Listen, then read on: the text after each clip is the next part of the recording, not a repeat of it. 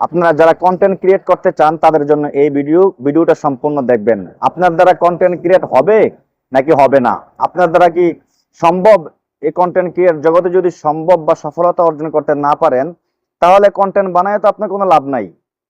এক নাম্বার বিষয় হচ্ছে আপনাকে প্রচুর ধৈর্য থাকতে হবে।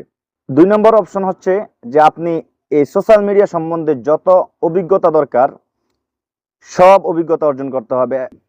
3 নাম্বার সাবজেক্ট হচ্ছে আপনি একটা কাজের পাশাপাশি এই কন্টেন্ট বানাইতে হবে। যদি আপনি সিঙ্গেল হন, বিয়ে না করেন, আপনার সংসারে কোনো দায়িত্ববান না থাকে তাহলে অন্য হিসাব, তাহলে আপনি লাকি। যারা সংসার আছে, সংসারে দায়ভার নিতে হয়, সংসারের চাপ আছে একটা, তাদের জন্য হচ্ছে 3 নম্বর অপশনটা।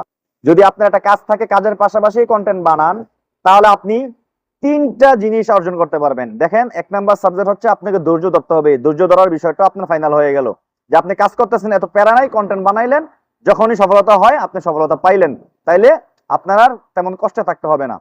2 নম্বর অপশন ছিল সোশ্যাল মিডিয়া সম্পর্কে যোগ্যতা অর্জন করা, অর্থাৎ এই বিষয়ে সবকিছু জানা, এগুলো আপনারা ইউটিউব দেখে দেখে করবেন।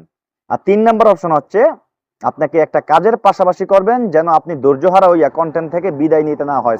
একটা কাজের পাশাপাশি যদি কন্টেন্ট তৈরি করেন তাহলে আপনার এই কন্টেন্ট ক্রিয়েট করাটা আপনার জন্য মঙ্গল হবে এবং স্থায়ীভাবে আপনি কন্টেন্টে লেগে যেতে পারবেন। কিন্তু কন্টেন্টে সফলতা হওয়ার আগ পর্যন্ত আপনাকে একটা কাজের পাশাপাশি এই কাজটা করতে হবে।